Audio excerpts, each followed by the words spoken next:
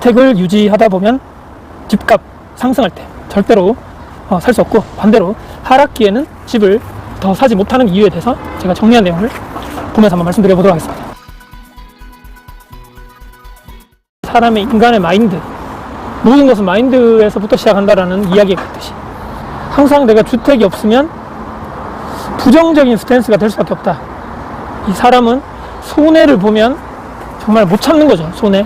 내가 이득을 보지 못한 것보다는 내가 가진 것을 잃는다거나 손해를 보는 것에 대한 사람들의 더 엄청난 거기에 대한 좌절감이 더 크기 때문입니다. 절대로 나는 실패하면 안 돼. 나는 절대로 돈을 잃으면 안 돼. 나는 절대로 투자를 실패하면 안 된다. 집값이 계속적으로 오르고 상승기에는 지금이 저 가격이 거의 꼭지라고 생각하고 머리로 생각한다는 거죠. 좀 있으면 폭 나간다, 떨어진다. 반대로 집값이 계속적으로 하향 조정되고 내리게 되면 지금보다 더 떨어질 것이라는 생각을 하기 때문에 양쪽 다 어찌됐든 간에 못 산다는 얘기입니다. 사람 자체가 부정적, 회의적, 비판적, 비관적이 되고 주변에 점점 사람들이 없어지게 되고, 내가 이런 부정적인 이야기를 하는 사람들을 만나면 내가 같이 사람이 우울해진다거나 비관적이 된다거나, 그 사람을 만나고 나서 집에 가게 되면 나까지 막 우울해지고 비관적이 되기 때문에 사람들이 더 이상 점점 연락하는 빈도라든지 만나는 빈도를 줄이게 된다. 부자를 보면 욕하고, 투자를 잘해서 돈 벌었다고 하는 사람들을 보면 정말 저 인간들 정말 구역질 난다, 저거 다 뺏었으면 좋겠다. 그 내면에는 시기 질투, 부러움이 있겠지만 나는 못하는데, 돈도 없고 나는 실행력도 없고 용기도 없고, 그렇다 해서 내가 배울 의지, 투자를 내가 배워서 어떻게 내가 내 인생을 바꿔봐야 되겠다라고 하는 그런 의지도 없고, 또한 이 투자를 하기 위해서 시드머니, 돈을 모아야 되는데 돈을 아껴 모을 의지조차 없다. 그딴 거는 정말 개나 줘버려, 이렇게 되는 거죠. 시장의 유동성은 계속적으로 더 많이 풀리고 있고, 인플레이션을 그대로 우리가 쳐맞는다는 얘기죠. 인플레. 신규 주택 공급과 기존 주택의 전월세 임대 물량이 감소하게 됩니다. 이 주택 공급이 계속적으로 줄어들고 기존의 주택을 가지고 있는 이런 다주택자의 전월세 임대 물량이 이제 소멸 단계로 들어간 거죠. 그럼 전월세 가격이 향후에 우상향이 되는 것은 무조건적인 거다. 나는 집값 더 떨어질 거야. 또 이렇게 하향 쪽으로 집값 하락에 또 베팅하시는 분들은 집을 사기보다는 어찌됐든 간에 전세나 임대로 들어갈 거기 때문에, 이런 분들의 수요가 더 올라간다는 가정하에서는 전월세가 더 구해지고 공급이 줄어들고 수요는 많아지는 현상, 올라갈 수밖에 없다. 또한 여기에서 추가적으로 비아파트 시장 있죠. 항상 말씀드리는 빌라나 다가구나, 저도 다가구를 임대 운영하고 있지만 예전에는 기존에 있는 주택, 2층 주택을 허물고 위로 올리고 다가구나 오피스텔 많이 지었는데 이제 안 짓는다는 얘기입니다. 수요도 없고 규제 때문에, 또 여러 가지 지금 예전에 전세 사기다 뭐다 이런 것 때문에 이 지을 건축업자도 없다는 얘기입니다. 이미 또한 건설, 인건, 자재, 비용 또한 엄청나게 올라버렸고, 여기에 토지 가격은 계속적으로 이 핵심 위치 중심적으로 토지의 가격은 오르다 보니까 돈도 없고 사업성도 안 나오고, 사봤자 또 이렇게 사가지고 그 땅을 사서 올려봤자 수요자도 없기 때문에 사업하시는 분 입장에서는 재미가 없다는 얘기입니다. 공부를 하지도 않고 부동산에 관심도 없고 경제가 어찌 돌아가는지에 대해서 무관심하고, 책을 보고 싶지도 않고 강의도 듣고 싶지 않았고, 그 배움에 대한 돈을 쓰지 않았던 이 1년, 2년, 3년, 10년간의 이 모든 이런 결과를 그대로, 그 후폭풍을 그대로 그 사람에게 맡게 될 수밖에 없다는 얘기입니다. 현생도 힘들고 지금도 내가 빠듯하다는 얘기입니다. 지금도 회사에서 일하는 것 그것만으로도 내가 피곤하고 에너지도 없는데, 퇴근해서 공부를 한다고? 강의를 들어가는데 임장을 이렇게 한다고? 어렵다는 얘기입니다. 퇴근하고 해서 나는 또 넷플릭스 보면서 맥주 한 캔 까고 집에서 쉬고, 또는 주말 돼가지고 사람들 만나서 친구들 또 여러 가지 여행도 하고 또 맛집도 달아다니고 해야 되는데, 아니 집에서 그동안 주중에 부족했던 잠을 푹 자야 된다고, 이렇게 해서 내가 지금 에너지를 또 충전해야 되는데, 다른 사람들처럼 갓생을 산다고, 열심히 노력해서 산다고? 힘들다는 얘기입니다. 지금 저는 이제 계속적으로 말씀드리죠. 2023년에 지방, 특히 대구 시장에 바닥을 찍고 일부 가격이 대장 아파트 위주로 올라간다는 얘기입니다. 근데 그것은 전체적인 이런 아파트 시장에서 10%가 될까요? 안 된다라고 저는 보는데, 지난 3, 4년간의 이런 긴 암흑기, 조정 기간을 거쳐왔고, 그 전에 과도한 신규 입주 폭탄, 미분양 폭탄, 또 고금리도 그 시절도 있었죠. 수요는 더더더 이 매수하시려는 수요는 줄어들었고, 이제는 이제 반대로 분위기가 반전할 수 있는 이제 시기가 이미 슬슬 오고 있다는 얘기입니다. 대부분의 지역에 전세, 월세 매물이, 영상에서도 꾸준하게 말씀드리지만 물량 자체가 계속적으로 줄어가고 있고 가격은 올라가고 있다. 우리 동네 전세 월세 많은데 뭐 전세나 월세 오르면 뭐 원룸 가서 살지 뭐, 오피스텔 가서 살지 뭐, 이렇게 말하시는 분들이 있더라고요.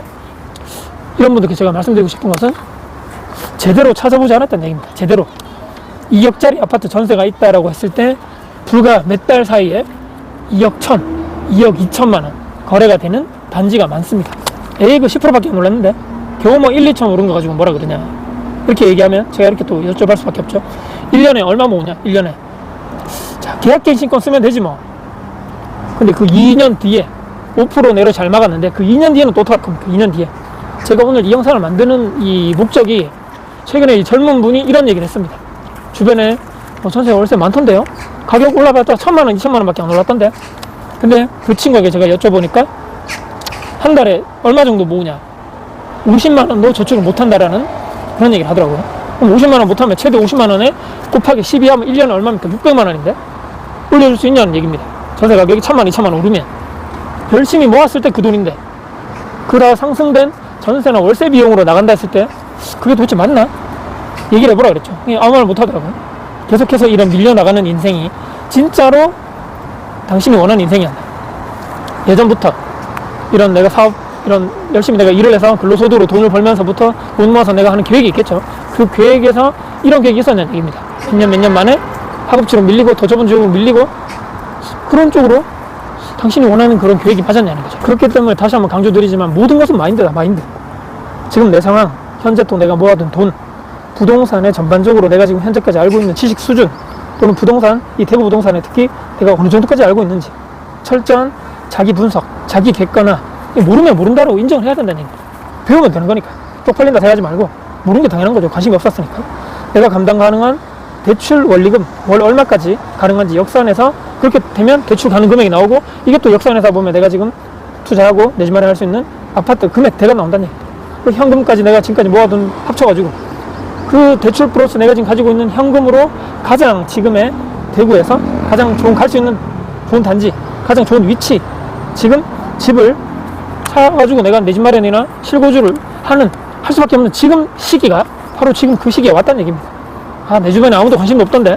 그러니까 그 주변에 아무도 관심 없는 건 내 주변이기 때문에 그런 거고, 진짜로 공부를 해서 지금 내 집 마련해서 작년 재작년부터 계속적으로 알아보는 신혼부부 30대 20대 분들도 너무너무 많고, 최근에 제가 뭐 유튜브 커뮤니티 때문에 말씀드렸지만 상담 받으러 오신 분들 또한 대부분이 30대입니다. 30대 내 혼자 솔로 또는 신혼부부, 예비 신혼부부 또는 결혼해가지고 이제 갈아타기 하시려는 분들이 대부분이 그렇게 한 분들이 정말 많고 준비를 철저하게 하셨다. 돈이 부족하면 어떻게 됩니까? 1, 2년간 내가 지금 모은 돈이 없으면 1년, 2년간 열심히 빡세게 절약해서 돈 모아가지고 시드를 바탕으로 해가지고 내가 사고 싶은 위치 아파트 후보군을 계속적으로 트래킹하고 시세 분석하고 물량이 또 얼마나 나와 있는지, 전월세 물량이 줄어들고 있나 감소하고 있나, 이런 것들을 계속적으로 꾸준히 관심을 가지면서 후보군에 대한 트래킹을 하면서 내가 1년 뒤, 1년 또는 뭐 2년, 3년 뒤에는 내가 그 아파트를 매수를 하겠다라는 계획을 가지고 사시는 분과 아무 생각 없이 사시는 분은 뭐 결과는 이미 불보듯 뻔하게 나와 있다는 얘기입니다. 실제적으로 잔금을 딱 하고 난 다음에 야, 원리금을 갚으며 매달 원리금 갚아 나가면서 살다가 나중에 돼가지고 나는 지금까지 살아보니까 이 동네보다는 우리 아이 위해서 더 좋은 학군이나 교육 환경인 쪽으로 갈아타기, 상급지 갈아타기 해야 되겠다라고 했을 때는 그때 가서 또 이런 여러 가지 또 준비 기간을 거치면서 또 주변에 있는 상급지 쪽에 아파트를 알아보시면서 이렇게 조금씩 알아보는, 또 우리가 또 살아가다 보면 위기의 순간, 또 기회의 순간이 또 있겠죠. 뭐 최근처럼 금리가 엄청 올랐다거나 코로나 때문에 여러 가지 뭐 유동성이 풀린 상황에서 갑자기 또 고금리 되면서 갑자기 자산이 쫙 빠진다거나, 또는 최근에 대구 상황처럼 엄청나게 입주 물량이 많아가지고 그때 또 상급지, 하급지 할 것 없이 같이 조정이 되는 그런 적절한 시기에 나는 갈아타기 해야 되겠다. 나는 그러니까 내 집이 있어야지만 갈아타기를 좀 더 쉽게 할 수 있는 거죠. 그렇기에 첫 집, 가장 좋은 집을 내가 할 수 있는 범위 내에서 가장 좋은 집을 선택을 해야 된다. 대단지, 위치가 좋거나 거래가 많은 곳이거나 그런 쪽을 먼저 선점을 해내야 된다는 얘기입니다. 조정기에도 매도가 된다는 얘기죠. 조정이 돼가지고 이런 상용대적인 하급지라든지 소규모 단지는 거래에 초차 안 되는데, 그래도 거기는 수요가 있으니까 또 거래 건수가 많으니까 대단지이기 때문에, 그래서 내가 매도를 하고 적정하게 내가 가고 싶은 아파트 또한 또 내려왔을 때 그때 상급지 갈아타기를 하는 거죠. 내 거 팔고 상급지 갈아타기를 매수를 한다. 자산을 키우는 여러 가지 방법이 있겠죠. 자산도 있겠고, 그 중에서 우리 대한민국 국민들이 대부분의 부동산 자산의 포션이 큰 이유가 여기에 있는 거죠. 당연히 요즘처럼 주식이 화랑장이고 주식으로 부자 되는 분들도 많을 겁니다. 그렇지만 역사적으로 부동산으로 부자가 된 사람들 대부분 평범한 우리 부모님 세대, 열심히 돈 모아서 아껴가지고 대출받아서 집 사고 시간을 대수로 지내고 내가 거기 살았더니만 집값이 올라주는 이런 경우도 상당히 많은 거죠. 대부분인 거죠. 그래서 부동산에 내 집 만천 마련하는 거, 내 집을 가지는 거, 시간의 힘을 먹고 내 자산이 자라는 것이 대부분이 그렇게 또 됐었다. 또 우리가 무조건 된다 이런 얘기가 아니지만 지금 이런 시기에는 가격이 많이 조정됐을 이런 지역에 있는 사시는 분들은 더 이상 더 떨어진다고 생각하지 마시고 이제 더 이상 입주도 없고 미분양도 많이 줄어들고 이제 수요도 많이 전세 수요로 많이 가는데 전세 월세는 물량이 급감하는 이런 시기에는 이제 내 집만에 하는 것이 맞다라고 생각합니다. 1주택은 최소한 그렇기 때문에 인플레이션 자산에 이런 내 현금 자산만 가지고 있을 때를 방어하기 위한 기본값 또는 중립인 거죠. 처음 사기 전에 몇 달 열심히 공부할 게 많고 비교 분석하고 단지별로 해가지고 임장 다니고 한번 그 지식이 장착되고 세팅되는 게 힘든 거지만 한번 해두고 나면 그 뒤로는 몇 번 해보면 금방 기억나고 또 적용하기도 쉽다는 얘기입니다. 주식처럼 이 부동산이 변동성이 큰 것도 아니고 집 한번 사서 보통 우리가 5년 10년을 실거주 하니까 한 번씩 틈날 때 시세 확인하고 또 우리 동네 또 여기에 뭐 새 아파트가 들어온다네 거기 분양가가 얼마고 나중에 청약 경쟁률도 확인해보고 요 정도만 관심을 가지면 된다는 얘기입니다. 선택이 이제 크게 보면 두 가지입니다.